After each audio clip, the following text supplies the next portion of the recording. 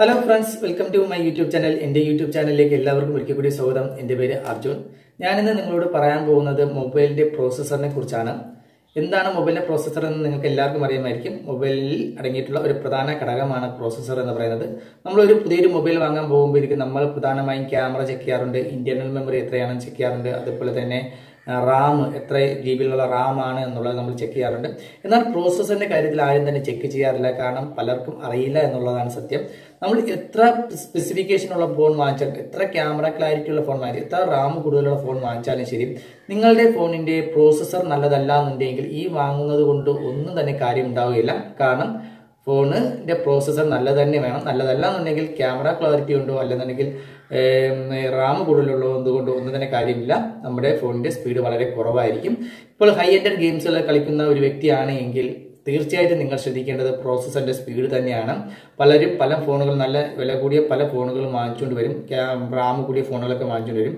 എന്നാൽ PUBG പോലുള്ള high end ഗെയിമുകൾ കളിക്കുമ്പോഴത്തേക്കും ഫോൺ ഹാങ് ആവും, ഹീറ്റ് ആവും, ലാഗിങ് ആവും തുടങ്ങിയ പ്രോബ്ലംസുകൾ ഉണ്ടാവും. അതിന്റെ പ്രധാന കാരണം എന്ന് പറയുന്നത് പ്രോസസ്സർ നല്ലതല്ല എന്നുള്ളത് കൊണ്ട് തന്നെയാണ്. അപ്പോൾ നല്ലൊരു പ്രോസസ്സർ എങ്ങനെ കണ്ടുപിടിക്കാം, അല്ലെങ്കിൽ നിങ്ങൾ വാങ്ങാൻ പോകുന്ന ഫോണിന് നല്ല പ്രോസസ്സർ തന്നെയാണോ എന്ന് എങ്ങനെ കണ്ടുപിടിക്കാം എന്നുള്ളതിനെ കുറിച്ചുള്ള ഒരു വീഡിയോ ആണ് ഞാൻ ഇന്ന് നിങ്ങളുമായിട്ട് ഷെയർ ചെയ്യുന്നത്.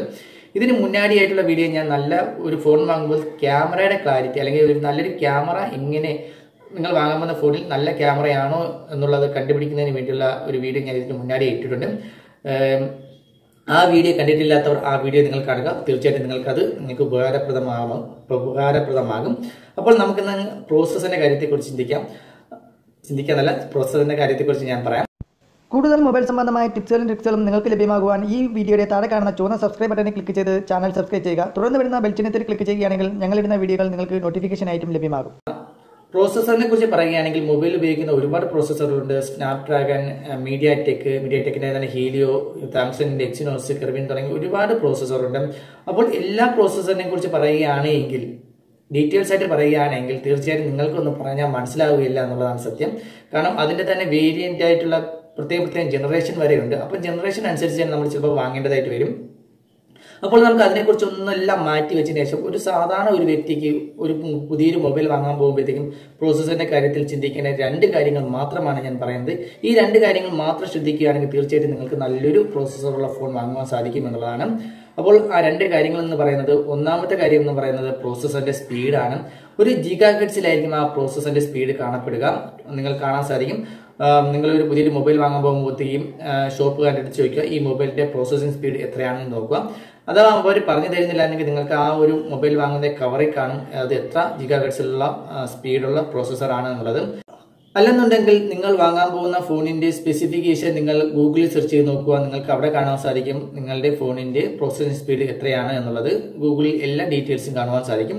അതിൽ നിങ്ങൾക്ക് അവിടെ കാണാൻ സാധിക്കും 1.7 GHz അല്ലെങ്കിൽ 1.9 GHz, 2 GHz അല്ലെങ്കിൽ 2.3 GHz എന്ന് കാണാൻ സാധിക്കും. അപ്പോൾ ഏറ്റവും സ്പീഡ് കൂടിയ പ്രോസസ്സിംഗ് സ്പീഡുള്ള ഫോൺ തന്നെ വാങ്ങാൻ ശ്രമിക്കുക. തീർച്ചയായിട്ടും നിങ്ങൾ 1.7 കൂടുതൽ പ്രോസസ്സർ സ്പീഡുള്ള ഫോൺ തന്നെ വാങ്ങുവാൻ ശ്രമിക്കുക. ഇല്ലെന്നുണ്ടെങ്കിൽ ഞാൻ ഈ നേരത്തെ പറഞ്ഞതുപോലെ ഹൈ എൻഡ് ഗെയിമുകൾ കളിക്കുന്ന സമയത്ത് ഫോൺ ഹാങ് ആവും. പറ്റുമെങ്കിൽ നിങ്ങൾ 2 കൂടുതലാണ് ഏറ്റവും ബെറ്റർ എന്ന് പറയുന്നത്. 2 കൂടുതലുള്ള പ്രോസസ്സറുള്ള സ്പീഡുള്ള ഫോൺ വാങ്ങുക. അപ്പോൾ പ്രോസസ്സറിന്റെ സ്പീഡ് വളരെ ഇമ്പോർട്ടന്റ് ആയിട്ട് കാര്യമാണ്, നിങ്ങൾ അത് ശ്രദ്ധിക്കുക. രണ്ടാമതായിട്ട് എനിക്ക് പറയാനുള്ളത് അതിൽ അടങ്ങിയിരിക്കുന്ന കോറുകളുടെ എണ്ണമാണ്.